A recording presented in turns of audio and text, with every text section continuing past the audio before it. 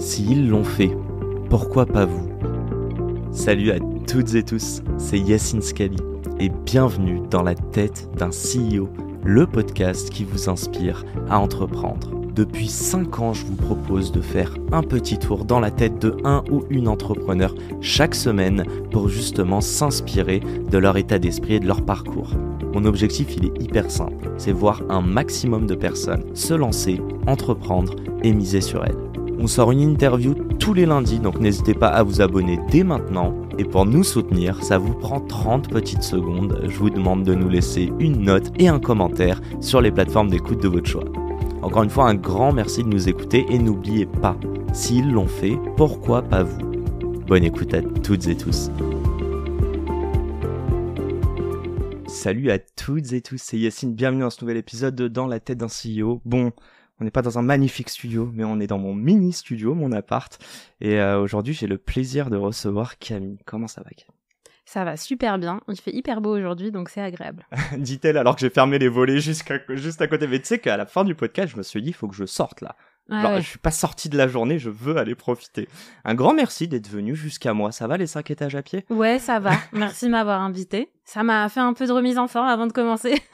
Écoute, je vais te donner de l'enthousiasme, mais je sais que tu vas m'en redonner. Le but de ce podcast, c'est vraiment que un max de personnes puissent s'identifier à moi, à toi, à toutes les personnes que je reçois, pour qu'à la fin, elles se disent bon, ils sont pas si stylés que ça, moi aussi je peux le faire. Très bien. Voilà, avec beaucoup de bienveillance. J'aimerais mettre une petite parenthèse parce qu'on se rejoint aujourd'hui dans le cadre du podcaston. Donc voilà, le podcaston, c'est un événement qui a chaque année, c'est la 3e année consécutive à laquelle j'ai le plaisir de participer. Je voulais remercier donc toutes les équipes et on fait des podcasts justement avec des associations, on les met à l'honneur parce que y a pas que les thunes dans la vie. Vrai ou pas vrai? Vrai, il y a pas que les thunes dans la vie. Alors es-tu riche? Non. Non, pas encore. Ça viendra. Bon, raconte-moi, Camille, comment t'es rentrée dans le monde associatif? Je crois qu'il y a une première asso. Oula! Ouais. Bon, attends. Aujourd'hui, on se voit dans le cadre de quel asso? Mon asso, c'est Tremplin Jeunesse. Qu'est-ce que Tremplin Jeunesse? Tremplin Jeunesse, on s'occupe des jeunes de 15 à 30 ans sur des problématiques d'orientation et d'insertion professionnelle. Okay. Donc nous, ce qu'on fait, en fait, c'est que on fait ce qu'on appelle la remobilisation. Donc c'est quand les jeunes, ils sont un peu en découragement, en décrochage, ce genre de choses. Et on va leur proposer un parcours intense de 4 à 6 semaines où le but, ça va être de travailler en groupe de 10 jeunes à peu près et de monter une entreprise éphémère en 4 semaines. Donc ils doivent relever le challenge et c'est ça, après ils vont dire « Ah ouais, j'ai fait ci, ça, je serais capable d'être tel ou tel métier, etc. » Ah bah c'est sûr et certain que j'explique aux gens, on va deep dive là tout de suite, j'ai tellement de questions et ensuite on va reprendre parce qu'encore une fois c'est pas dans la tête de ton asso mais dans ta tête, Camille. Ouais. Et je suis curieux de comprendre, en plus je t'ai dit, je crois qu'il y a des antécédents associatifs, donc tu vas m'en parler. Raconte juste une chose, j'ai 2 questions. Comment tu identifies? Bah en fait on va commencer par ça. Qui et comment identifier un enfant qui décroche? Est-ce que c'est que des notes? Non, c'est clairement pas que des notes. En fait, déjà, nous, on n'intervient pas en milieu scolaire, donc on va beaucoup se reposer sur les partenaires éducatifs ou les associations de quartier. Okay. On fait beaucoup de travail avec les partenaires, en fait, pour aller vers les jeunes. Parce que ou même sur les réseaux sociaux, mais là on va être plus sur du bouche à oreille, de jeunes qui parlent de nous, etc. Mais clairement, non, il n'y a pas que les notes. Okay. J'ai lu il y a pas longtemps une étude intéressante d'une asso qui s'appelle Vers le haut, qui justement travaille en particulier sur ce thème de la confiance et les jeunes. Et là, dans une de leurs dernières études, ils montraient que vraiment, en fait, le décrochage et le sentiment de subir son orientation ou de subir son insertion professionnelle, c'est beaucoup lié à la question de la confiance en soi, en l'autre et dans l'avenir. Et en fait, si on n'arrive pas à construire avec les jeunes pendant toute leur scolarité, même depuis l'enfance, ces 3 éléments-là, et c'est ça qui va faire que le jeune, après, a l'impression de pas du tout maîtriser son parcours et de subir complètement les choses. Je trouve ça super intéressant, mais en fait, le terme décrocher, il veut dire quoi? Qu'est-ce qu'un élève qui décroche? Décrocher, souvent, ça veut dire que c'est à partir du moment où il sort du système scolaire. Donc, décrocheurs, c'est ceux qui, normalement, sont avant le bac, voire avant 16 ans, parce qu'il y a l'obligation d'être à l'école jusqu'à 16 ans. Mmh. Donc, au sens strict, juridique, un peu, décrocheurs, c'est ceux qui sont avant 16 ans, quoi. Et après, Et après, sinon, en tout cas, dans le milieu associatif, là, on travaille, c'est un peu tous ceux qui sortent du parcours scolaire sans diplôme ou avec jusqu'à, disons, bac+1, bac+2. Nous, on peut les inclure dans le terme en décrochage ou décroché, un peu par extension, quoi, pour dire que, bon, en général, s'ils sont sortis sans le bac ou avec peu de diplôme, c'est pas forcément un choix. Oui, c'est un choix un peu contraint. Donc, du coup, nous, on les inclut un peu dans ces jeunes-là, quoi. Ces jeunes-là, quand tu viens les voir, ils ont l'impression qu'il n'y a pas de perspective positive d'un point de vue professionnel. En fait, c'est très anxiogène, leur choix. Ça dépend des jeunes. Mais Ok. oui, souvent, c'est alors ça dépend. Il y a ceux qui vivent vraiment une situation d'échec, où ils ont essayé, ils n'ont pas réussi, du coup, voilà, on les met un peu dans des voies de garage. Il y a ceux qui sont pas forcément dans des situations d'échec patents, j'ai envie de dire, mais en fait, ils stagnent. Voilà, ils enchaînent les petits boulots, ils enchaînent des périodes de chômage avec un truc dans la livraison, avec ceci, cela. La précarité au Ouais, final. la précarité. Et il y a ceux qui ont réussi à atteindre un certain niveau. Par exemple, ils ont eu le bac ou ils ont eu un BTS ou quelque chose comme ça. Mais ils n'arrivent pas à passer à l'étape d'après. Ils auraient envie, ils ont des projets ou ils ont des idées, mais ils n'arrivent pas. Parce que, typiquement, depuis quelques années, le grand truc, c'est ils n'arrivent pas à trouver une alternance. Et là, ça là, devrait être ils sont obligatoire, là, ça. ils sont là, et puis en Ok. fait, ils n'y arrivent pas, quoi. C'est dingue, je veux parler à tous les jeunes. Sachez que je le dis dans mon podcast, les dernières fois où j'ai réellement stressé, bon, moi, c'était pas des alternances, c'était des stages. C'est j'ai 30 ans, donc mes derniers stages, c'était il y a peut-être 4-5 ans. Et vraiment, c'était du stress, le fait d'attendre la réponse de quelqu'un. Je veux revenir là-dessus. Ça va être du concret, ça va être du spirituel. C'est de la faute à qui? C'est de la faute à notre société de pas permettre à ces gens de rêver et de leur dire que tout est possible s'ils s'en donnent les moyens. Bah, ouais, je pense que la société, elle joue une grande part. Il y a le système scolaire, en partie. Il y a la manière... Enfin, je pense que... Bon, après, c'est mon expérience du système scolaire Mais aussi. on veut ton expérience et ton avis. Mais oui, je pense qu'en fait, à travers le système scolaire, c'est toute la société qui nous renvoie une projection de comment on doit se construire, comment on doit rentrer dans les cases ou pas, et on est très rapidement catalogué. Et moi, bon, c'est vrai qu'on travaille sur l'orientation et l'insertion, sur le décrochage, tout ça, mais vraiment la première thématique de l'asso, c'est l'orientation subie. C'est le fait que quand on est jeune, souvent on choisit pas où on va et on s'en rend compte des fois on s'en rend pas compte. Bien sûr. Et des fois on s'en rend compte tard. Et en fait, et ça touche tous les jeunes, quel que soit leur milieu, quel que soit... Ouais, moi aussi. Quel que soit leur résultat scolaire, enfin, et je pense que ouais, ça vient pour beaucoup aussi de nos parents. On reçoit pas tous la même éducation, nos parents n'ont pas le même bagage par rapport à c'est quoi réussir, c'est quoi les formations qui sont légitimes ou pas légitimes, Ouais, etc. La vision, Les quoi. ambitions de réussite. Et puis, il y a le système scolaire qui est très difficile. Et si on rentre pas dans le moule, d'ailleurs, même si on y rentre, en fait, si on y rentre, on va être dans un tunnel de du coup, tu dois faire ci, ça. Et puis, si tu rentres pas, du coup, tu vas être dans un autre type de tunnel. Mais donc, moi, je pense que les jeunes, aujourd'hui, en plus, avec toutes les crises qu'on traverse, c'est vrai qu'ils sont très anxieux par rapport à l'avenir. Ils cherchent quoi quand ils te disent anxieux? C'est pas la capacité d'avoir un job qui leur plaise, ou de gagner de l'argent, ou d'être reconnu par la société? Ils cherchent quoi? Je pense que beaucoup, ils cherchent en fait à être rassurés sur leurs compétences et sur leurs capacités. Ils se sentent cons par moment ou connes? Excuse-moi de la vulgarité. Ouais, ils se sentent, je dirais pas inutiles, c'est pas le bon mot, mais pas valorisés. Pas valorisés. En fait, j'ai l'impression qu'ils savent pas ce qu'ils valent eux-mêmes. Voilà. Ils ont du mal à trouver leurs propres qualités, compétences, points d'intérêt en fait. Et donc souvent, et ils se sentent très seuls aussi. Il y a beaucoup de jeunes qui se sentent vraiment seuls. Alors après, nous, on a commencé l'activité à partir de 2021, donc c'était juste après le Covid. Mais c'est pas du tout une tendance que je vois à la baisse. Au contraire, j'ai l'impression que vraiment, ils partagent presque tous le sentiment d'être seuls avec leurs problèmes et de pas comme s'ils étaient les premiers, les derniers, enfin voilà, et qu'ils ont du mal à avancer, quoi. Donc ouais, Et c'est beaucoup l'école qui leur envoie ça. Bah, j'allais te dire une chose, c'est qu'on choisit pas nos parents, et est-ce qu'on peut vraiment blâmer nos parents de pas savoir que c'est possible? Je prends l'exemple parce que moi je suis marocain et que je sais qu'il y a beaucoup d'enfants d'immigrés qui, lorsqu'ils viennent en France, la chose la plus importante pour les parents, c'est les études. Et d'ailleurs, vous regarderez, on a vraiment des beaux étudiants, en tout cas des Marocains. Pour autant, je sais qu'il y en a plein qui après deviennent entrepreneurs, qui bifurquent parce que j'ai l'impression qu'ils ont pété un plafond de verre. Donc on va pas, enfin je peux pas moi blâmer les parents s'ils ont pas eu cette chance. Par contre, pour casser ce cercle vicieux, pour pas que cette personne se dise je vaux rien et je vais retransmettre ça à mes enfants. Concrètement, le socle commun, c'est l'éducation qui est publique et qui est commune à tous. Ouais.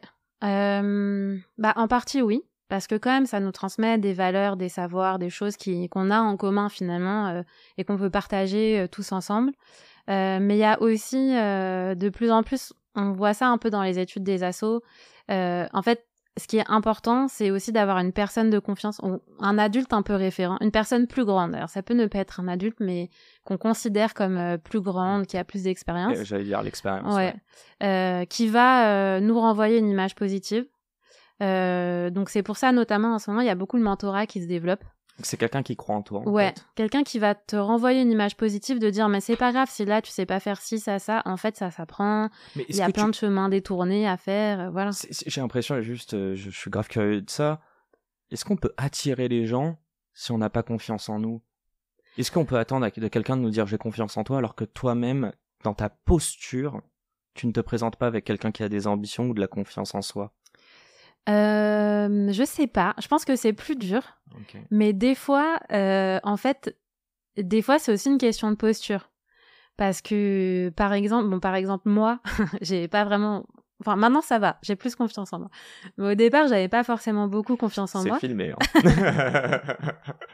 Et en fait, je me souviens que quand j'ai fait le premier programme, là, Tremplin J, au début, enfin genre quelques jours avant, j'étais là, mais ils vont se rendre compte que je suis une impostrice, je sais pas comment on dit. Squeezie non plus, c'est toujours pas, je crois.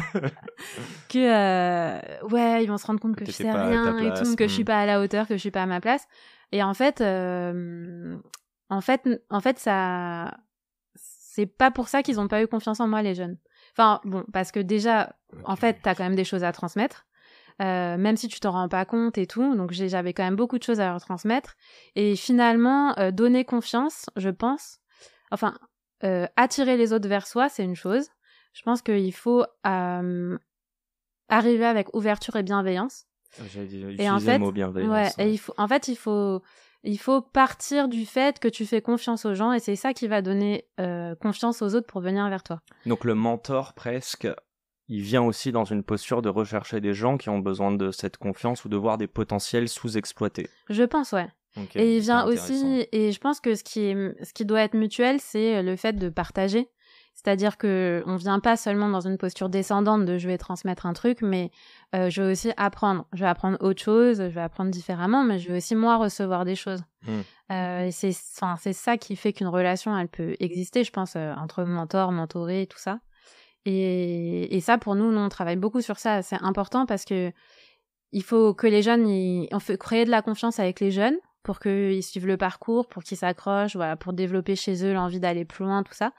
Mais il faut aussi, un peu donner de la confiance aveugle au début, en fait. Bien et sûr, vraiment y créer croire. un cercle de confiance et de bienveillance. Je veux parler de ces mentors, mais je vais faire un tour dans ta tête. Ouais. C'est qui est le ou la mentor qui t'a marqué, toi? Dans mon parcours à moi? Ouais. Oh là là. Attends, je réfléchis. Il y a une dédicace à faire. On a les mêmes micros qu'à Skyrock, hein, ça. Non, attends, je réfléchis là dans tout mon parcours depuis fort longtemps. Ça peut être un prof, ça peut être même, tu vois, dans des stages ou quoi. Ouais. Quelqu'un qui t'a fait comprendre peut-être ta valeur à toi? En fait, mais ça remonte à longtemps du coup. Enfin, les premiers déclics que j'ai eus, en fait, c'était avec des profs de théâtre. Parce que j'ai fait beaucoup de théâtre, voilà. De toi ou de tes parents? Qui voulait faire du théâtre? C'est toi ou c'est tes parents qui t'ont poussé? Au départ, c'est plutôt mes parents qui m'ont inscrit. Ok. Et t'as kiffé? J'étais pas contre, mais voilà, c'était pas un truc que je me disais oui, je vais faire du théâtre. Et ouais, et finalement j'ai kiffé et j'en ai fait longtemps. Excuse-moi, ça m'intéresse trop parce que je sais que c'est une des matières déjà dédicace à mes parents qui ont voulu me forcer à en faire et je n'en ai jamais fait et je regrette énormément et je crois que c'est une des matières qui devrait être obligatoire. Mais pour revenir, ouais, t'as eu un ou une prof de théâtre justement Du coup, je crois que c'était peut-être pas les 2 premières, mais c'était presque. Magali, parce que j'ai vécu en Guadeloupe 4 ans, Okay. donc c'était ma prof en Guadeloupe. Et ça m'a fait beaucoup de bien. Bon, l'adolescence, c'est difficile. Le collège, c'est difficile. Donc, c'est des moments vraiment compliqués. Et ouais, ça m'a fait beaucoup de bien. Donc, cette première prof, et puis la deuxième que j'ai eue, j'étais en 3e, mais j'ai oublié son prénom. C'est la honte. Et pourtant, je me souviens, enfin, vraiment, c'était très fort et ça m'a donné beaucoup de... Enfin, sur le coup, ça a mis longtemps à infuser un peu parce que prendre confiance, c'est long. Bien sûr. Mais en tout cas, sur le long terme, ça m'a apporté beaucoup, ouais. J'espère qu'elle se reconnaîtra même sur la facilité. Moi, j'ai juste une question. On a compris, l'idée c'est de donner confiance aux gens. On va pas leur dire, entre guillemets, c'est eux qui savent aussi dans leur zone de plaisir ou de génie, etc. Faut juste les mettre sur les bons rails. J'aimerais savoir, toi, à ce moment-là, bon, tu nous dis pas, mais c'est quoi, t'avais 15 ans environ? Ouais, à peu près. 1, l'école, c'était quoi pour toi? 2, en fait, la vraie question qui est la finalité de ça, c'est je veux juste comprendre d'où tu pars et quand tu prends confiance en toi, où est-ce que t'as vu de la valeur, ta propre valeur, alors que tu ne savais pas que c'était valorisé ou valorisant? Alors, qu'est-ce que c'était l'école pour moi? Moi, j'ai toujours été bonne élève. C'est bizarre, je sais pas pourquoi. Pour le coup, ouais. Pour le coup, ouais, c'est vrai que moi, j'ai toujours rentré dans le moule de l'école, quoi. J'ai jamais eu de problème, enfin, scolairement parlant. Après, les relations interpersonnelles, c'est autre chose, mais en tout cas, les notes étaient bonnes. Ouais, j'avais des bonnes notes et tout. Et discipliné. Et ouais. Okay. Et donc moi, je suis le cas typique de l'élève, de la bonne élève, du coup, qui se laisse porter. Et bon, c'est vrai, je pense aussi à un autre problème dans notre système scolaire, c'est que on pose pas assez la question, enfin, comment dire, on pose beaucoup la question aux jeunes de qu'est-ce que tu veux faire, est-ce que tu choisis une filière technique, générale, machin, mais on va pas vraiment au fond de la réflexion, de qu'est-ce qu'ils ont envie de faire, c'est quoi les valeurs qu'ils portent, ouais, qu'est-ce qui les rend heureux, et c'est quoi leurs ambitions aussi, est-ce qu'ils veulent gagner de l'argent, pas gagner d'argent, est-ce qu'ils veulent, je sais pas, travailler en groupe, pas seul, enfin voilà, tous ces trucs-là qui sont hyper importants pour se décider, s'orienter, on n'en parle pas du tout, ou vraiment très très peu. Je pense que ça, c'est un problème parce que là, je suis en train de diverger de ouf. Non, bah à la base, tu nous parlais justement à ce moment-là, toi, t'as pas eu ça, donc tu ne savais pas ce qui te rendait heureuse. Pour autant, t'étais bonne élève. Et je pense que le déclic, c'était les profs de théâtre. On revient sur les rails. Mais c'était long, ouais. En fait, moi, je pense que du coup, tu te laisses porter, mais moi, je me suis laissée porter longtemps. Alors, le théâtre, du coup, c'était plutôt un peu un espace de respiration, un espace où t'engranges d'autres formes de connaissances, de bagages un peu, de relations interpersonnelles, enfin plein d'outils en fait qui sont utiles pour plus tard. Mais moi, je suis restée longtemps sur les rails. Hein. J'ai fait un bac classique. Après, j'ai fait une classe prépa. Après, j'ai passé les concours que j'ai pas eu. Après, je suis allée à la fac. Je suis allée jusqu'au master 2 de philosophie. Okay, donc j'ai toujours été une littéraire, tu vois. Okay. Ouais, toujours été une littéraire. C'était Cagny-Pocagne. Et là, ouais, à la fin de la philo, je me suis dit bon, en fait, je veux pas être prof et je veux pas être chercheuse. Qu'est-ce que je fais là? Et c'est là où je me suis dit, en fait, moi, j'avais fait du coup philosophie de l'art, spécialité théâtre, avec un master sur une compagnie de théâtre, bref. Okay. Parce qu'en fait, finalement, ma passion à ce moment-là, c'était quand même le théâtre. Et j'avais essayé. T'as lié, mais c'est pas la première fois de ta vie où t'as mis un truc qui te passionnait dans un cadre scolaire? Si, je pense. Et c'était vraiment, j'avais adoré. Moi, j'ai adoré ce master de philo. Mais avant ça, je me souviens que fin collège, et j'avais voulu peut-être faire un lycée option théâtre, mais mes parents m'avaient dit « Ah non, c'est pas assez bien et tout ». Et après, quand j'avais choisi ma prépa, j'étais aussi là, je pourrais faire une prépa option théâtre. Et mes parents n'étaient pas chauds du tout. Donc, j'avais pas fait. Et du coup, arrivé à la fin du master, je me suis dit, mais en fait, moi, ce que je veux, c'est travailler dans le théâtre et dans la culture. Donc, c'est là où j'ai commencé à me dire, en fait, faut que je prenne les choses en main, tout ça. Et donc, j'ai commencé à travailler... Enfin, du coup, aucun rapport avec mes études. J'ai commencé à travailler direct en compagnie de théâtre comme assistante de production, assistante metteur en scène. T'étais forte dans quoi dans le théâtre? Parce que si tu prenais du plaisir, tes profs, elles te rendaient... Bon, tu dois te comparer aussi à d'autres élèves. Forte dans quoi? C'est une bonne question. Ce que j'adorais le plus à ce moment-là de ma vie, c'était la mise en scène. Incarner un personnage Non, être metteur en scène. D'accord, ok. Parce que du coup, j'étais en prépa et à la fac, j'étais en troupe d'élèves. et c'est moi qui faisais la mise en scène. Donc c'est quoi? C'est coordonner aussi chaque personne Ouais, c'est coordonner l'équipe déjà, faire le planning. Enfin, ça c'est important parce que c'est un boulot de coordination, ouais. Ouais, coordonner tout le planning, les horaires de répète, tout ça. Et puis après, ouais, en répétition, c'est guider les acteurs, enfin, être un peu le garant du fil rouge de quel message on veut transmettre. Enfin, bon, même si c'est pas un message clair, en fait, quelle question on veut que le spectateur il se pose et avec quoi on veut qu'il ressorte.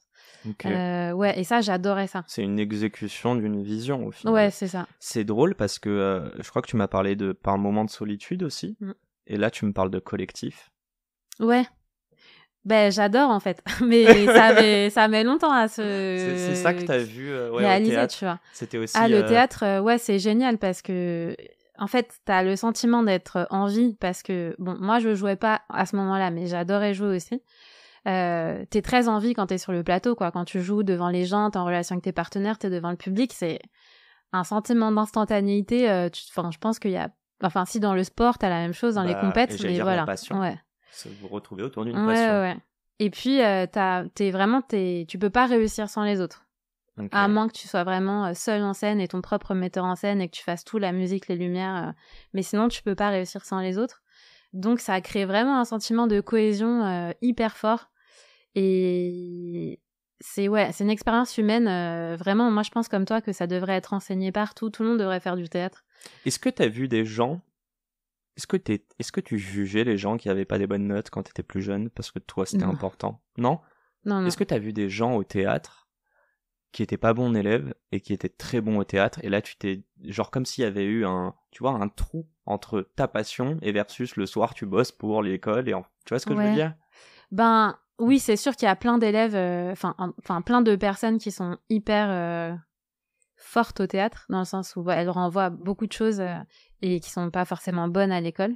Okay. Mais je pense qu'il y a vraiment, vraiment en plus c'est le fond de ma conviction pour les jeunes, c'est que les notes, en fait, c'est pas que ça veut rien dire, mais ça dénote vraiment. Est-ce que t'as coché les cases à l'instant T et c'est pas du tout un reflet de la valeur qu'on a en tant que personne, même en tant que professionnel, dans le sens personne qui est capable de faire des choses, de rendre des rendus, de rendre des services et tout ça. Et nous aussi, pour faire le parallèle avec Tremplin Jeunesse, c'est ce qu'on apprend aux jeunes dans les parcours, c'est que en fait, si par exemple ils réussissent pas un truc, ou que ils s'entendent pas avec un de leurs collègues, parce que du coup ils travaillent à plusieurs, ou que à un moment ils ratent quelque chose, en fait on peut ne pas s'entendre dans le travail, on peut être même fâché dans le travail, ou être en désaccord profond. En fait, ça n'a aucun, déjà ça, c'est pas ta valeur. C'est pas un jugement de valeur. Ouais, okay. Et en plus, c'est encore différent de comment je t'apprécie comme personne. On peut bien s'entendre en tant que personne et mal travailler ensemble. À l'inverse, on peut très bien travailler ensemble, mais ne pas s'aimer, ne pas s'apprécier. En fait, c'est des choses différentes. Mais tu ramènes, en fait, moi je vois l'équation quand on commence, où on a une seule variable, c'est l'école. Et toi, tu rajoutes une autre variable dedans qui est le pro, et aussi l'humain, quoi. Et je trouve que c'est hyper intéressant parce que des premiers de la classe jusqu'à 18 ans, c'est que de l'école. Jamais on va voir du soft skills. Je renchaîne là-dessus, déjà, j'y pensais, je trouve ça trop drôle. J'ai l'image du... C'est comme si tes parents, pour moi, ils t'avaient dit, faut que tu fasses ce jeu de Mario et que tu le termines. Et toi, ça te saoulait. Et à la fin, t'es arrivé, t'as fini le jeu. Et tu t'es dit, en fait, c'est peut-être pas ça pour moi. Je veux poser une question. Est-ce que tu t'es trouvé? Je crois que maintenant, oui. Mais ça m'a pris du temps. Et j'en ai voulu à mes parents, du coup, mais justement, dans cette période, à la fin du master et tout, parce que je me suis dit, mais j'ai perdu tellement de temps. Tu penses que t'as perdu du temps? Il fallait pas ça pour prendre confiance en toi et te faire tes propres choix? Mais tu vois, sur le coup, le sentiment, c'est... j'aurais pu tester plus rapidement des choses que j'avais envie de tester. Peut-être que j'aurais de toute façon pas fait ça dans ma vie, mais au moins, j'aurais pu tester. Tu te brides plus aujourd'hui? Tu testes ce que tu veux, quand tu veux? Ouais, j'espère. On verra dans 10 ans. Non, mais c'est important, même au quotidien, tu vois, quand t'as envie de faire des choses, tu t'écoutes, on va dire. Ouais, mais après, c'est a posteriori qu'on se rend compte aussi des propres barrières qu'on s'est mises. Parce que moi, je me dis, en vrai, si j'avais insisté, j'aurais pu. Mais t'étais pas rebelle. Voilà. Bah, non, mais c'est vrai, t'aurais Ouais. pu insister, mais est-ce que t'aurais bien vécu ça si tes parents C'est ça. n'avaient pas validé? Je vais revenir sur les mentors, j'étais très curieux de comprendre. Je veux comprendre c'est quoi les profils des gens qui veulent aider des personnes qui décrochent. Je vais être cash, Ouais. ils sont tous hypersensibles ou quoi? Parce que moi je le Non. suis. Mais nous, alors nous, on n'a pas, nous on fait pas du mentorat en tant que tel dans l'asso. Ok. On va faire plutôt, enfin, c'est-à-dire on fait pas du mentorat individuel où on match une personne avec un jeune par exemple. Ok. Par contre, ce qu'on fait, c'est plutôt, mais du coup, c'est pas vraiment du mentorat, mais disons, nous, de toute façon, tout ce qu'on fait, c'est collectif, donc ça va être plus de l'accompagnement collectif, etc. Donc ça va être des personnes en activité ou avec un projet entrepreneurial qui vont venir partager leur expérience aux jeunes. D'accord. Donc c'est toujours des personnes un peu entrepreneurs. Non, pas toujours. On essaye de mélanger les profils justement pour que les jeunes y voient des diversités de parcours. Donc il y a pas mal d'entrepreneurs parce que souvent ça leur parle cette question de l'orientation, etc. La confiance en soi, trouver sa voie, enfin voilà, aussi des questions de résilience, tout ça. Mais pas que. Il y a des gens, par exemple, un de nos meilleurs partenaires, c'est un certain collaborateur de la BNP Paribas de Paris 12e. À chaque programme, ils viennent coacher les jeunes, les rencontrer, partager leurs retours d'expérience et tout ça. Okay. Et voilà, et eux, ben, pour le coup, ils sont pas entrepreneurs, ils sont salariés à BNP, travaillent en agence et tout. Mais c'est un des ateliers que les jeunes, ils préfèrent, par exemple. Et qu'est-ce que ça lui nourrit, si tu as eu l'occasion de parler avec cette personne de BNP Paribas? Pourquoi il fait ça? Parce qu'il est pas payé, on va pas... Ouais, ils sont pas payés. Ah oui, je pense que c'est des gens qui... Moi, j'ai l'impression que c'est quand même beaucoup des gens qui ont eux-mêmes réfléchi à cette question de l'orientation à un moment de leur parcours. Que ce soit tôt ou tard. Ou donc ils s'identifient. Ils s'identifient aux jeunes. Ou en tout cas à ce questionnement. Et c'est aussi, ils ont tous envie de transmettre. De partager, d'apporter quelque chose aux jeunes. Moi, j'ai l'impression, parce que là, je réfléchis à tous les profils et tout, des gens qui sont là, mais ouais, ils ont tous cette envie de transmettre quelque chose, de partager, d'avoir de la rencontre aussi. Et ils s'identifient à cette question, de l'orientation. Tremplin Jeunesse, tu l'as créé parce que t'aurais aimé qu'elle existe quand toi, t'étais plus perdu, plus jeune? Bah ouais, c'est vrai, je me dis, j'aurais bien aimé faire une entreprise éphémère et, tu vois, avoir plus de confiance dans ce que j'étais vraiment capable de faire et tout. Et qu'on te dise c'est possible. Ouais. Donc c'est ta responsabilité, c'est de dire à la prochaine génération que c'est possible. Ouais, je pense. C'est bien dit. Non, mais écoute, si je dis ça, c'est que tu vois bien que je te rejoins sur pas mal de sujets. Raconte-moi un petit peu si on rentre dans le détail. Déjà, je voulais savoir, tu travailles avec pas mal de partenaires, tu disais. Qui sont-ils? Les étudiants, donc c'est pas vous qui les sourcez, c'est ces partenaires du coup? J'aimerais comprendre un peu comment ça se passe. Y a les deux. Alors en partenaire, on a ceux qu'on appelle les prescripteurs. Donc eux, c'est ceux qui vont nous orienter les jeunes. Donc dedans, il y a des partenaires qui sont déjà dans des thématiques d'insertion socio-professionnelle. Notamment, il y a la mission locale. Il y a l'école de la deuxième chance. Je connais pas la mission. L'école de la deuxième chance, c'est quoi? C'est une asso aussi, qui, en fait, ils vont proposer un parcours de 6 mois à 1 an aux jeunes, où ils sont dans un cadre particulier parce qu'ils sont rémunérés comme stagiaires de la formation professionnelle. Et donc, ils ont un programme à suivre. Il y a une partie remise à niveau, justement pour les compétences basiques, enfin français, maths, numérique, etc. Et ils vont avoir des découvertes métiers et des stages immersion professionnelle. Et donc là, le but, c'est qu'au fur et à mesure des 6 mois à 1 an, ils définissent progressivement vers quel secteur ils veulent aller grâce aux stages. Et là, il y en a certains qui vous envoient, du coup. Voilà. Ça, sur la partie sur les périodes de stage, là, ils nous envoient des jeunes. Ok. Et bon, donc ça c'est un peu les deux gros partenaires parce qu'ils sont surtout Paris, et après on a plein de petits partenaires, c'est-à-dire des assos plus locales. D'accord. Donc nous on intervient surtout à Paris dans le 18e et le 19e arrondissement. Donc là on a plein d'associations vraiment jeunesse de quartier, on a quelques associations de prévention spécialisées. Tu connais les déterminés ou pas? Ouais, je les connais. Parce que dans ma tête, j'étais en mode putain, faut que tu les rencontres. Mais Enfin, je les connais. Non, on s'est pas vraiment rencontrés, mais nous, on oriente des jeunes vers eux quand on peut. On leur dit, vas-y, inscris-toi pour ceux qui ont un projet. Non, mais on va faire un truc. On va faire un event avec les déterres, avec toi, avec moi. Je pense qu'il y a des belles choses à faire. Excuse-moi, je t'ai interrompu. T'inquiète. Moussa, si tu nous regardes, tu vas recevoir un message. Ouais, nous, donc il y a tous ces prescripteurs-là, donc c'est grosse structure ou petite structure. Et tu disais, des assos un peu plus locales, ok. Donc, en fait, nous, on va les tenir informés des prochaines actions. On va leur envoyer notre programme. On va prévoir des permanences chez eux pour expliquer aux jeunes, c'est quoi notre programme, en fait, et tout. D'accord. Et donc, eux, ils vont nous orienter les jeunes. On essaye d'être présents sur les réseaux aussi. Et là, c'est plutôt le bouche à oreille qui fonctionne. C'est-à-dire que, nous, on publie sur les réseaux, mais ce qui marche, c'est quand les anciens participants, ils relaient ou ils en parlent à leurs potes ou voilà. Et du coup, on a quand même des jeunes qui viennent nous contacter direct sur Instagram. Il y a un manque de connaissances, parce que on l'a pas dit, mais vous avez 2 ans, c'est ça? Ouais. Ok. Il y a des assos qui sont plus connus, mais moi, j'entends beaucoup qu'il y a beaucoup d'assos. D'ailleurs, je trouve ça fou que tu utilises des assos qui existent déjà plutôt que de faire ton truc, parce qu'on entend aussi qu'il y a beaucoup d'ego dans les assos. Enfin, est-ce que tu me confirmes que c'est un monde un peu moins joli qu'on peut ne le penser? Ouais.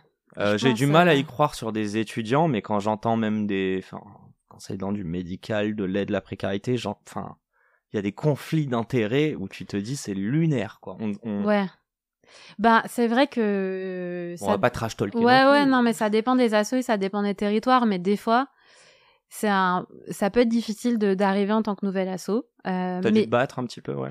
En fait, je pense que pas tant que ça, nous, mais parce que du coup, avant, pour revenir sur la question que tu m'as posée au tout début, moi, j'ai toujours travaillé dans l'associatif, du coup. Non, mais attends, on va y revenir. Mais ok. mais c'est pour ça que, comme je suis vraiment habituée au milieu associatif, en plus, j'ai pas fait d'école type école de commerce. Je viens de l'université, donc rien à voir. Moi, j'ai l'habitude de penser en termes partenarial. De me dire, en fait, sans la collaboration, on peut rien faire. Alors que c'est les écoles de co qui...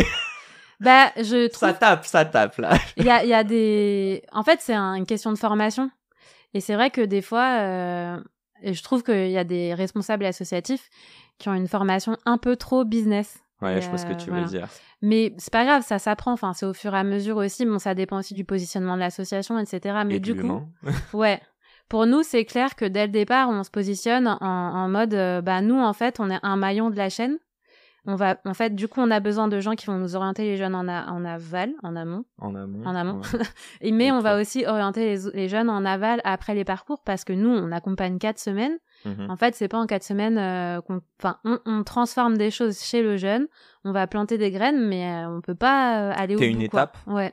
T'es une étape entre 2 étapes. Ouais. Ok. Donc, on a besoin des autres avant et après. Et quand t'arrives dans ce prisme-là sur un nouveau territoire, même si t'existes à peine, en fait, déjà, c'est pas... Les gens t'accueillent différemment que si tu dis, en fait, j'ai une solution pour les jeunes. Ils vont... Enfin, voilà, c'est Mais pas... c'est intéressant. Tu l'as intellectualisé, ça, avant de te lancer ou pas forcément?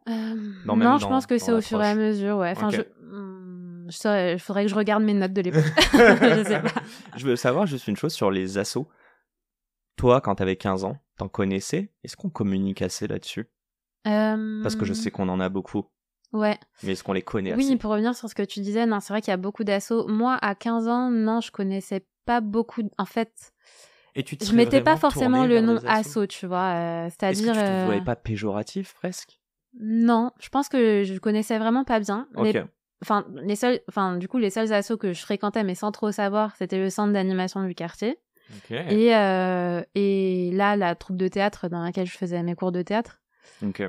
Mais bon, c'était pas un truc que j'identifiais comme une asso, quoi. C'était... Une structure. Ouais, une structure. Et je réfléchis. Et je pense que beaucoup de jeunes, ils connaissent le monde associatif d'abord comme ça. Enfin, beaucoup de jeunes ou de gens en général. T'as le sport ou les loisirs, la culture, c'est vraiment les portes d'entrée, les premières portes d'entrée, quoi.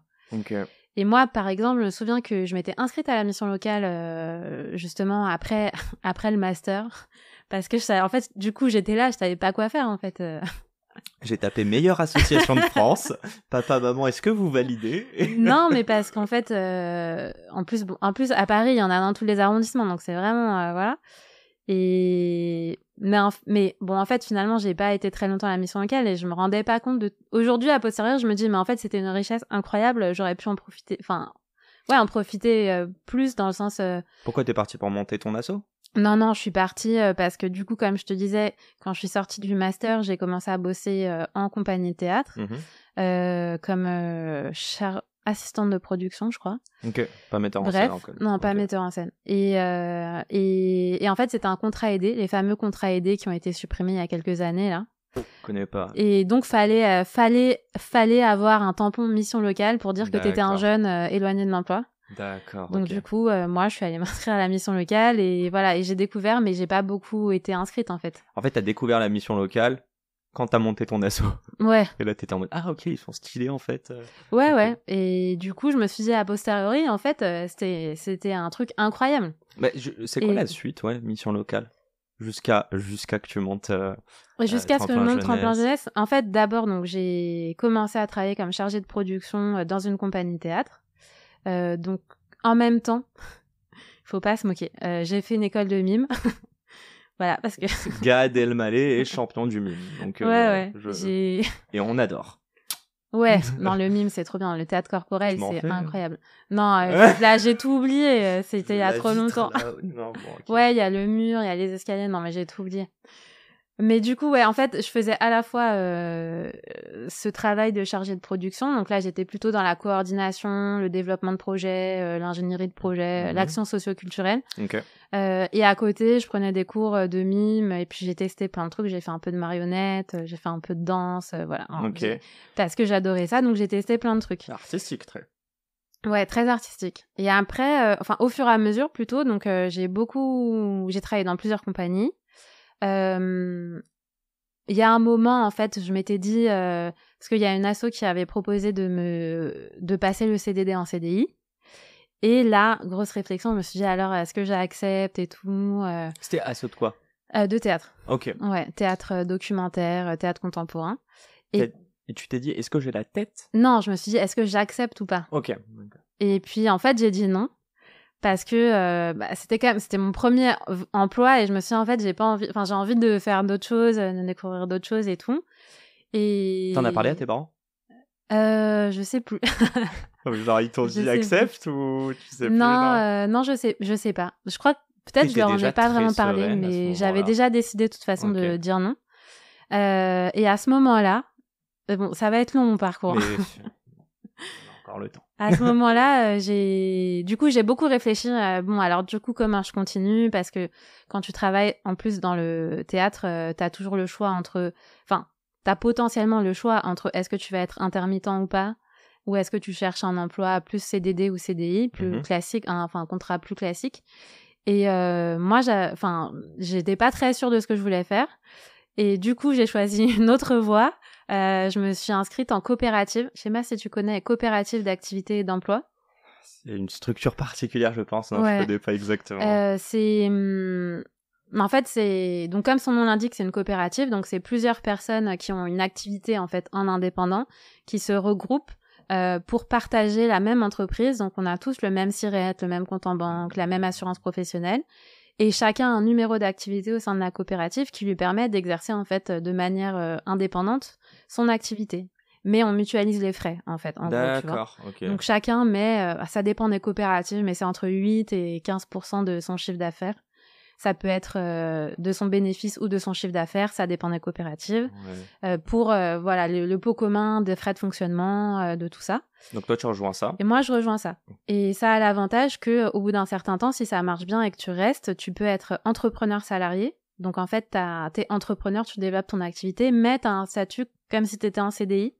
Donc pour tout ce qui est genre prêt, loyer, tout ça, c'est pas mal. Mais t'as un salaire? Ouais, t'as un salaire. De la coopérative? En fait, tu fais rentrer ton argent et avec cet argent, tu te payes ton CDI, quoi. D'accord, ok, j'ai compris. Donc il y a une double activité, quoi. Il y a un côté entrepreneur, mais en fait, ce que tu veux dire, que je vois très bien, c'est que oui, tu peux te choper un appart et pas galérer t'as la sécurité, voilà. T'as la sécurité en même temps. Ouais, ok, je vois. Dans l'idée, quand t'arrives à développer suffisamment ton CA pour, te faire un salaire, quoi. Ok. Et donc moi j'ai rejoint ça, donc du coup j'avais déjà cette branche à la fois j'aime monter des projets, beaucoup artistique, c'est vrai, moi j'adore, donc plutôt le côté, pour moi ça veut dire c'est plutôt le côté épanouissement, vraiment faire remonter tes forces, travailler en collectif, tout ça, et le côté coopérative entrepreneuriale. Et donc, quand j'ai rejoint la coopérative, là, j'ai commencé à travailler avec plusieurs assos dans le domaine culturel, à faire des missions, etc.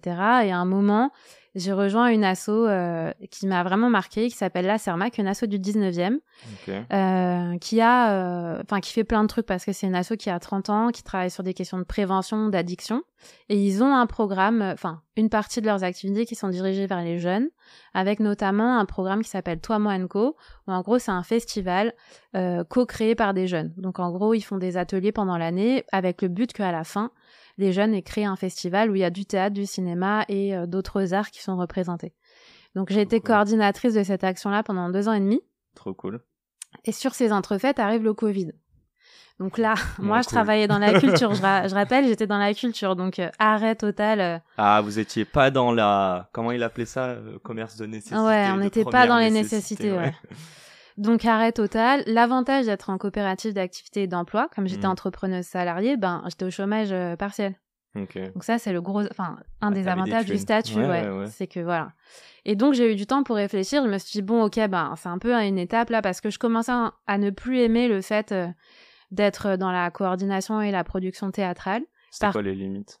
T'es très seul souvent, parce que quand tu travailles comme ça en compagnie, souvent t'es le seul permanent de la compagnie. Donc, de fait, t'es très seul. Après, il y a les moments où il y a les répétitions, les tournées, mais c'est pas toute l'année. Ok, mais il y a beaucoup de travail de toi. Et il y a beaucoup de travail, et puis on attend beaucoup de toi parce que c'est toi qui vas vendre les spectacles, trouver les financements et tout. Et du coup, c'est assez ingrat et pas très bien payé aussi. Même si c'est pas, tout à l'heure on parlait d'argent, même si c'est pas forcément le premier but quand même, à un moment, si t'es pas reconnu dans ton travail, disons par les collègues, du coup, si t'es pas non plus reconnu par l'argent que tu gagnes, il y a un moment, ça s'essouffle, quoi. Ouais, faut vraiment être passionné pour offset tout ça. Et tu disais par contre... Donc dans cet asso où je coordonnais le festival de jeunes, je me disais, mais par contre, vraiment, j'aime ça, le fait d'être en lien direct avec les bénéficiaires, notamment les jeunes, parce que du coup, dans les autres assos, j'avais aussi été en lien avec des bénéficiaires seniors ou femmes en difficulté, femmes battues, d'autres typologies de bénéficiaires. D'accord. Vraiment, les jeunes, c'est ce que j'ai préféré. Pourquoi? Voilà. Non, mais je te dis pourquoi les jeunes. Et du coup, en fait, à ce moment-là, je me suis mis à réfléchir, en fait, qu'est-ce que j'ai envie de faire? Et je me suis dit, en fait, le public jeune, cette tranche d'âge, en plus c'était à peu près la même 15-30 ans. Okay. Ça me parle vraiment parce que c'est des problématiques dont je me sens proche. D'accord. Et moi, j'aime bien animer. Bon, ça, je pense que c'est le côté un peu théâtre. J'aime bien animer des ateliers, guider un groupe, etc. Il y a le côté coopérative, entrepreneur, mais j'aime beaucoup être à plusieurs, monter des projets. Je crois aussi que je m'ennuie très vite dans le travail. Donc, j'aime bien vraiment avoir des nouveaux projets, être toujours dans la création, proposer des nouvelles choses. Et donc, je sais pas, à ce moment-là, ça a fait bam! Je me suis dit, ah oui, non, il y a un ingrédient supplémentaire, c'est que du coup, j'avais du temps aussi, comme tout le monde, on avait du temps à ce moment-là. Et donc, je me renseignais un peu, je regardais plein de choses sur Internet pour me dire, bon, c'est quoi la prochaine étape? Parce que j'ai envie de changer, justement. J'étais à moitié satisfaite de là où j'étais, j'avais envie de changer. Et c'est à ce moment-là que j'ai découvert les coopératives, comment ça s'appelle? Les coopératives jeunes majeurs. Okay. Qui sont portées donc par des structures comme les coopératives d'activité et d'emploi, où on propose à des jeunes de monter une entreprise éphémère. Donc en général, c'est plutôt sur 2 mois ou 3 mois. Okay. Et le fonctionnement... Et j'ai volé l'idée. Non, en fait, il y a plein de structures qui le font. Inspiré, bien sûr. Et il y a plein de formats différents. Et du coup, je me suis dit, c'est trop intéressant. Moi, j'aimerais bien proposer ça... donc au départ, parce que comme je suis attachée un peu au côté artistique, j'avais envie de rester un peu dans l'artisanat ou dans une production, un peu comme ça. Et donc avec ça, plus le côté vraiment insertion professionnelle, etc. Mais en fait, toutes ces choses-là, en fait, je me suis dit, vas-y, je vais tester. Et donc au départ, j'ai pas monté l'asso tout de suite. Au départ, j'ai testé en étant avec cette asso dans laquelle j'étais coordinatrice de festival. Je leur ai dit, est-ce que vous voulez pas m'aider à monter ce projet, voir ce que ça donne En interne, du coup. En interne. Et donc ils ont dit ok, ça se passait très bien avec eux, donc voilà. Ils ont dit ok, vas-y, on essaye. Et donc voilà, j'ai monté le projet c'est donc dans le 19e, monté le projet avec les partenaires du territoire. J'ai fait des demandes de financement et on a lancé 2 sessions pilotes. Donc la première c'était septembre 2021 et la deuxième février 2022. Ça, c'était les 2 premières en interne chez eux. Et ça a bien marché. Donc après, voilà, c'était un pilote. Donc il a fallu faire des petits ajustements et tout. Non, mais je suis choquée en fait. Vas-y, attends, je te laisse terminer. Mais du coup, voilà, ça a bien marché. J'ai vu qu'il y avait... Enfin, voilà, il y avait... Enfin, les jeunes étaient ravis à la fin, tu vois. Que ça marchait bien, que le format proposé marchait bien. Et puis, en fait, ça prenait de plus en plus de temps dans mes activités. Donc, je me suis dit, en fait... faut que je me mette à plein temps de... Puis aussi, ça me plaisait. Je me suis dit, voilà, j'ai trouvé mon truc. Et donc voilà, là, je me suis dit, en fait, voilà, il faut se lancer à temps plein. Tu l'aurais lancé si t'avais donc le pilote, les 2 premières sessions, si t'avais pas dit oui. En gros, t'aurais quitté la structure pour te lancer toute seule ou pas? Je sais pas. En fait, donc à ce moment-là, j'étais encore dans la coopérative d'activité et d'emploi, donc j'aurais essayé de le faire juste avec la coopérative. Mais pour avoir des financements beaucoup plus compliqués. Même et tout ça, avoir accès aux étudiants, et puis même être entouré émotionnellement, avoir un soutien. Ouais, c'est vrai. En fait, ce que je trouve fou, et j'adore, c'est de te dire que t'as une idée. Et j'adore, parce qu'avant, t'es en train de me dire, je pense que t'intellectualises, et tu dis, non, attends, faut que je prenne le bon choix en fonction de la société, de mes parents et tout. Et là, t'es en mode, non, en fait, ça me plaît, je pense que l'idée, elle est cool, vas-y, je propose. Ouais. Et je m'adresse à tout le monde, mais je pense que c'est un des meilleurs conseils, c'est de se dire... parle-en autour de toi, parle-en même à ton taf, et en fait tu sais pas, ça se trouve c'est toi qui portes le projet, ils seront ok, et puis fast forward, mais 1 an plus tard du coup tu quittes parce que tu te dis je vais me mettre à temps plein là-dessus. Ouais. Il y a pas de conflit d'intérêt? Non. Ils se disent pas non, tu l'as lancé chez nous, on veut garder ça? Pas du tout. Ok. Non, mais c'est des super partenaires. Moi, je recommande à tout le monde d'aller voir cette asso en plus parce qu'elle fait un travail de ouf. Attends, redonne-moi le nom de l'asso. Acerma, c'est A-C-E-R-M-A. 18e, 19e 19e. Enfin, le siège, le local est dans le 19e. Mais... Acerma, ok. Et dédicace. Ouais, dédicace parce que vraiment super partenaire. Non, ça s'est super bien passé. En plus, il n'y avait pas du tout de... Enfin, tout était très clair depuis le début. Tout a été très clair tout au long. Donc vraiment, il n'y a pas eu de... Et tu te lances seule? Pas eu de problème. Ouais, quand je me lance... Alors, donc attends, je réfléchis. Donc, en fait, donc début 2022, il y a eu la deuxième session et en même temps, j'avais me postulé pour me faire accompagner justement parce que, voilà, quand tu prends la décision de... En fait, oui, c'est un vrai projet, je vais le porter à temps plein et voilà. Et te faire accompagner par qui? Et du coup, je me suis fait accompagner par Make Sense dans le programme d'incubation Test and Learn. Ok. Donc promo 2022. Petite dédicace aux amis. Une grande dédicace.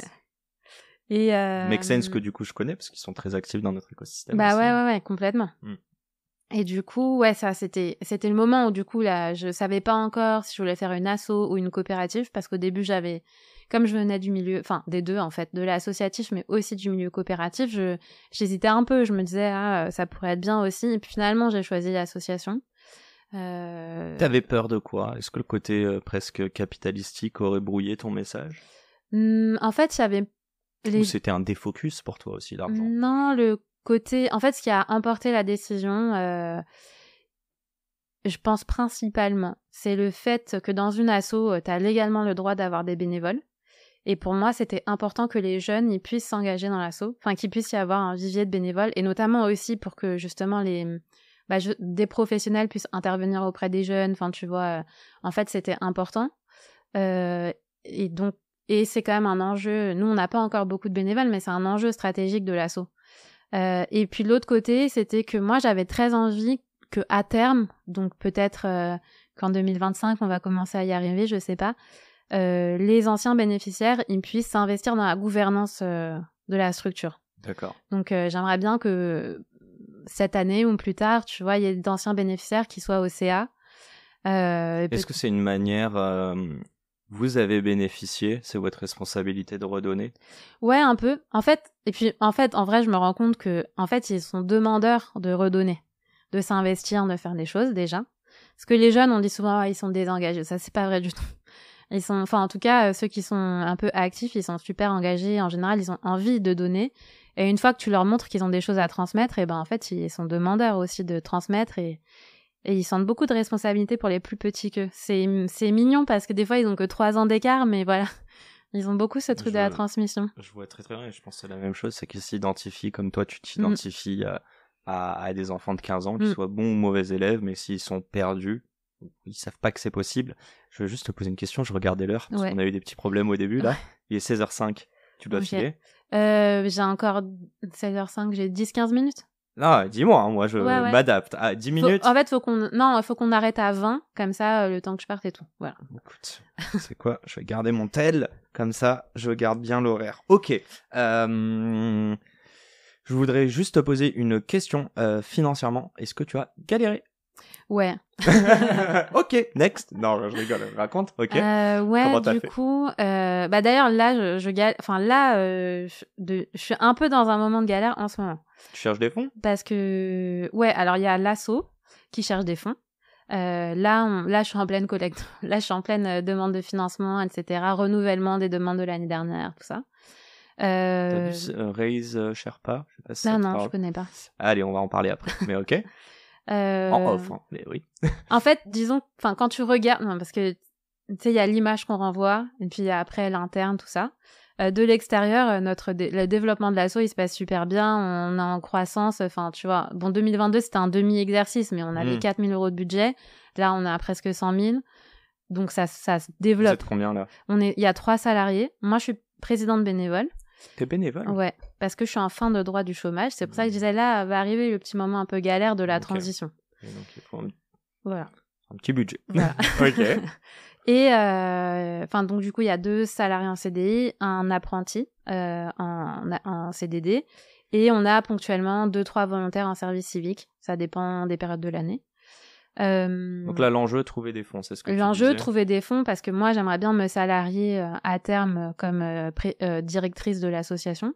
Tu peux pas aider les gens tout en mourant de faim. Voilà, exactement. Impossible. Donc déjà, il faut continuer à payer les salariés qui sont en poste actuellement. Il faudrait créer ce poste.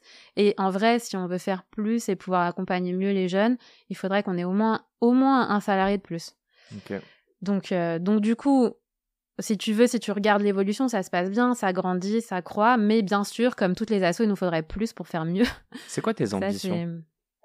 Mes ambitions... On est en 2025, vous avez 2 ans et demi. Ouais, bientôt 3. En juin, 3 ans. Ouais. Donc si on va se donner une date, faut pas aller trop loin. Dans 2 ans, t'espères être où?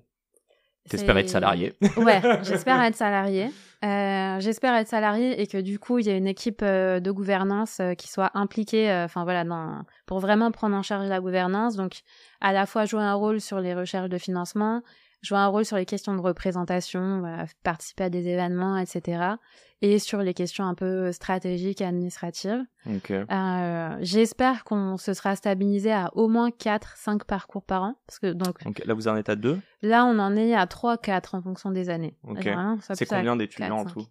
C'est une dizaine, donc ça va de 7 à 12 max. Par cycle, par session, promo, ouais. Ok.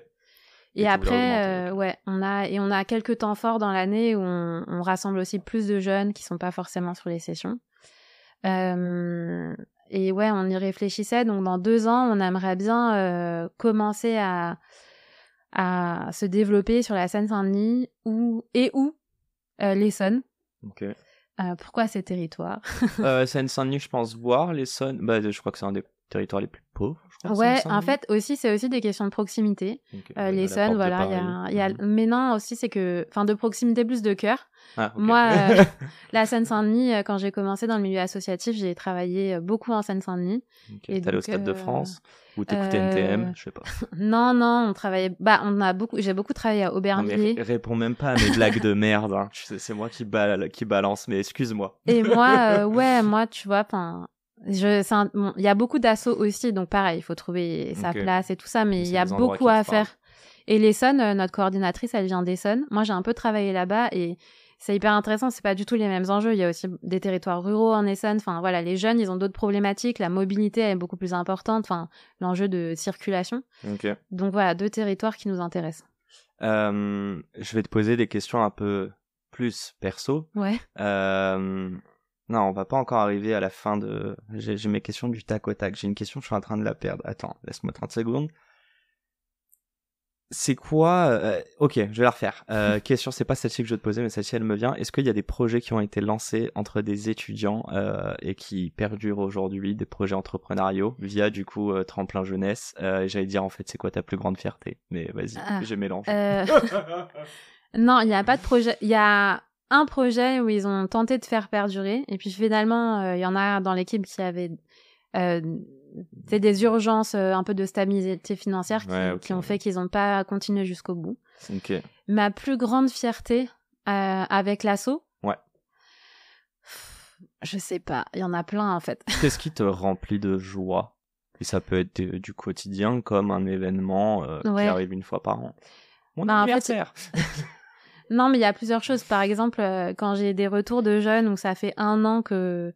En fait, non, déjà, je crois qu'une de mes plus grandes fiertés, c'est qu'il y a des jeunes qui ont participé en 2021, que ça fait 4 ans et demi qu'on se connaît, et ben on est toujours en contact, ils me donnent des nouvelles. D'où ils en sont. Ils vont bien? Et ils vont bien, ouais.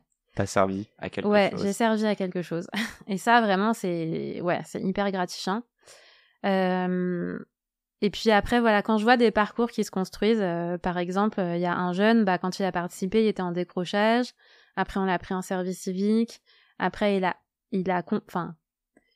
je vais pas dire je l'ai convaincu parce que c'est pas vrai, on travaille pas comme ça, mais en tout cas, il a voulu, il s'est dit, vas-y, c'est le bon moment pour faire une formation. Il est rentré en formation. Aujourd'hui, il travaille et ça se passe super bien.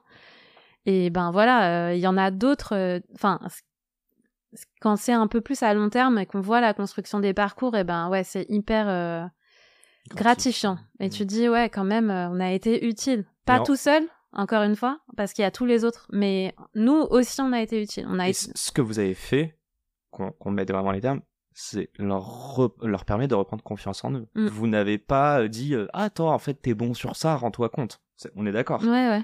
Je vais parler juste de l'émotion. Je trouve que c'est un truc qu'on nous apprend pas à l'école. Toi, tu parles avec beaucoup d'étudiants, notamment des étudiants qui doivent vivre des émotions difficiles. Comment toi, tu gères ça? Et je veux savoir, toi, à titre perso, comment tu te protèges de ça le soir quand tu rentres? Pas facile. Ouais. Comment on gère ça? Alors quand c'est un parcours, en général, alors en fait, ça dépend de l'intensité de ce qui se passe. Okay. On peut arrêter un moment pour prendre un temps, voilà. C'était déjà arrivé? Ouais, c'est déjà arrivé qu'on arrête. Souvent, pendant les parcours, des fois il y a des conflits, pour diverses raisons, et c'est normal parce que c'est aussi ça, apprendre à travailler, c'est apprendre à gérer les conflits. Et donc du coup, si ça concerne le groupe, on va dédier un moment, un temps de parole où chacun va pouvoir un peu exprimer ses ressentis, etc. Si ça concerne vraiment juste une personne, et en fait, on va lui parler en fin ou en début de journée, voilà, ou sur les moments un peu off. Mais t'es pas formé pour ça? T'es pas psy? Non, mais nous, on se positionne pas comme si. On dit juste, là, j'ai l'impression qu'il y a un truc qui va pas. Est-ce que tu veux en parler ou pas? Si la personne veut en parler, justement, c'est là où on a besoin des autres partenaires. C'est qu'on va dire, en fait, soit on peut accompagner parce que c'est quelque chose auquel on peut répondre, soit on va dire, en fait, non. Du coup, par contre, je connais tel ou tel partenaire qui peuvent t'accompagner. Ouais. Okay. Ou alors, et puis c'est ça la confiance aussi, c'est que si t'as pas la solution, faut le dire. Et tu dis, en fait, là, vraiment, je sais pas. Je vais me renseigner, je reviens vers toi, mais je peux pas t'aider pour l'instant, mais voilà. Mais ils se sentent considérés. Ouais, voilà. L'important, c'est d'apporter, c'est ça, l'écoute. Et toi, t'as déjà vécu des charges trop émotionnelles à cause du travail, ou t'as remis en question même cette activité? Moi, j'ai eu... En fait, régulièrement, je me dis, bon, j'aimerais gagner un peu plus d'argent. J'allais le dire, j'aimerais être riche. Il y a un moment, je dirais que vraiment, la fin d'année 2024, j'avais beaucoup de stress, justement, sur renouveler les financements pour l'asso, parce qu'en plus, maintenant, avoir des CDI, c'est chouette, mais il faut quand même tenir la durée. Voilà, plus du stress personnel et tout. Et du coup, la fin d'année 2024, début 2025, beaucoup de stress. Okay. Et j'étais un peu épuisée. Je me suis dit, bon, est-ce qu'il faudrait pas me dégager du temps et être juste entre guillemets, présidente, mais déléguer plus de choses. Mais être moins dans l'exécution. Ouais. Et alors là, c'est un peu passé parce que j'ai passé des grosses deadlines aussi. J'ai réglé certains trucs admin, donc là, je suis plus sereine. Voilà. C'est important de pas s'oublier quand on aide les autres. Écoute, au nom de tous les étudiants, et même si je le suis plus, merci pour tous ceux que t'accompagnes. Tu cherches combien? Je les ai pas, hein, mais tu cherches combien? Je cherche combien? Je sais même pas le chiffre, mais je les ai pas. Je cherche dans les 50 000 euros là pour cette année. Ok, tu sais, avec tous les millions qui se baladent dans les startups, c'est ce que je me dis. Je me dis qu'il serait peut-être temps d'investir dans des bonnes choses. Amis entrepreneurs, investisseurs, soutenez la bonne cause, mais de toute manière, on va se reparler. Moi, je voulais te le dire avant de partir, et parce que ça me tient à cœur, mais si tu as besoin de moi un jour, avec grand plaisir pour participer et échanger avec les étudiants. À mon humble échelle, si je peux partager un petit peu de mon parcours, parce que moi aussi j'ai été bon élève, et moi aussi j'ai fini le game. Non mais vraiment, tu sais, je suis allé jusqu'à faire des études à l'étranger, revenir, essayer d'avoir les meilleures écoles. J'ai pas eu les meilleures écoles, mes parents étaient contents, mais moi toujours pas. Et puis à la fin, je suis allé et bon, la belle histoire avec BNP Paribas, c'était mon premier stage que j'ai détesté, c'est mon premier client aujourd'hui. Donc voilà, croyez en vous les amis. Je vais terminer avec ces mini questions du tac au tac, tout le monde y passe, toi la première. Okay. Sur une échelle de 1 à 10, à quel point tu es heureuse, Camille? Je dirais 8 en ce moment. Sur une échelle de 1 à 10, à quel point tu es riche? Je dirais 5. 50 000, on a dit, les gars. Sur une échelle de 1 à 10, à quel point, toi, ton job d'entrepreneur, je parle d'entrepreneuriat, pas d'association, ou d'associatif, pardon, t'apporte du sens dans ta vie? On est à 9,99, hein. Et à quel point ce même quotidien d'entrepreneur te demande des efforts ou est difficile? En ce moment, je suis à 6. C'est quand même très raisonnable. Et ça fait 59 minutes et genre 40 secondes, mais je vais terminer avec ma dernière question. Et elle est plus large, et elle fait total sens. Et je crois que je connais déjà ta réponse, mais c'est quoi la matière qu'on aurait dû tout savoir en primaire, qui devrait être obligatoire? En primaire, je pense que c'est apprendre à gérer, à identifier et exprimer ses émotions. La gestion des émotions. Ouais. Okay. Merci. Merci pour ce temps. Merci d'être venu, Camille. Allez tous voir Tremplin Jeunesse. Parlez-en à des personnes qui sont dans le besoin. Un grand merci aussi au podcaston. Je sais pas si, très honnêtement, si on se serait rencontrés sans ce cadre-là. Donc, faut aussi le dire. C'est peut-être de ma faute, mais peut-être que je vais aussi essayer d'avoir un peu plus d'assaut. Et c'est drôle, on en parlera un petit peu, mais pour parler de ma nouvelle boîte, moi, je voulais mettre le capitalisme au service du social. Et j'ai peur que si je parle que de social et que c'est une asso, ça biaise un petit peu le visu, mais du coup on bossera avec plein d'assos. Donc on va s'en reparler. Bien. Quel beau teaser. Merde à toutes les personnes qui entreprennent, et continuez de croire en vous. À très vite et merci pour tout, Camille. Merci, à bientôt. C'est la fin de cet épisode. S'il vous a plu, prenez 30 secondes pour nous laisser un commentaire et une note sur la plateforme d'écoute de votre choix. On a encore des dizaines d'épisodes en stock, donc je vous laisse fouiller. Et d'ici là, n'oubliez pas, s'ils l'ont fait, pourquoi pas vous? Encore une fois, un grand merci de nous avoir écoutés et à très vite pour un nouvel épisode. Ciao.